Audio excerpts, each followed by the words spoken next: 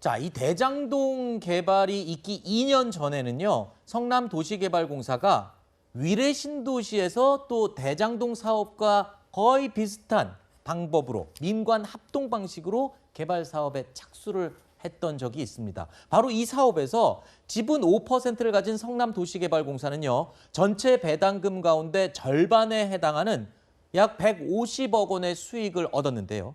배당금의 나머지 절반은 사업에 참여했던 민간업체가 또 챙겨갔습니다. 이를 두고 대장동 개발 특혜 의혹과 비슷한 방식이 위례 신도시 사업에서도 일어났던 것이 아니냐 이런 지적이 나오고 있는데요.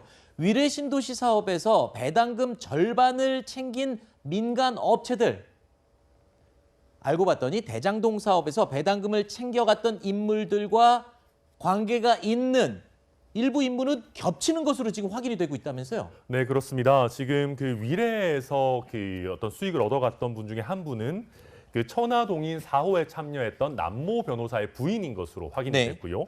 또 다른 한 분은 천화동인 5호에 참여했던 정모 회계사의 그 주소지가 일치하는 여성으로 확인이 됐습니다. 네. 이런 식으로 어떤 천화동인에 참여했던 분들이 그 이전에 있었던 위례에서도 참여한 것으로 관련성이 드러나다 보니까 네. 많은 분들께서 어떤 위례에서는 한 번 정도 예행 연습을 거쳤다가 더 어떻게 보면 더 큰 액수의 투자나 그 수익을 이 대장에서 현실화한 것이 아니냐 이런 의심까지 쏟아지고 있는 현실입니다. 장 변호사님, 네. 그러니까 정리하면 이렇습니다.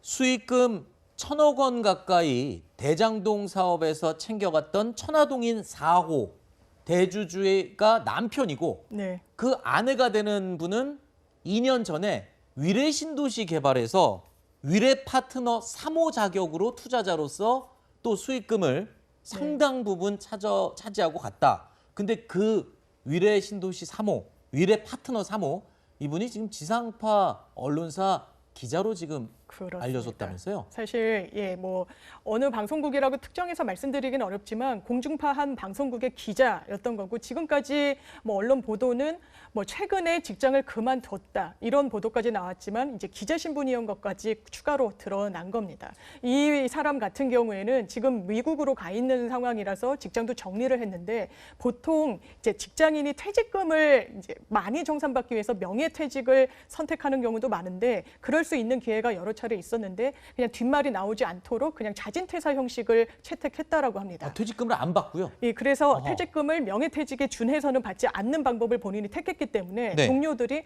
뭐 경제적으로 크게 뭐 급하거나 어려운 사정이 없는 사람이구나라고 얘기를 했는데 지금 뭐 천화동인 대장동 개발과 관련해서 이분의 이름이 거론되다 보니까 아 이래서 명예퇴직을 하지 않았구나라고 생각을 했다라는 거고 네. 지금 해당 방송사의 노조 측에서도 이 부분과 관련해서는 엄격하게 드러내야 된다. 또 본인이 사실 방송국의 기자로서 언론을 취재하고 보도하는 그런 입장에서 상당히 좀 부적절하다고 비판 논평을 내놓고 있습니다. 알겠습니다.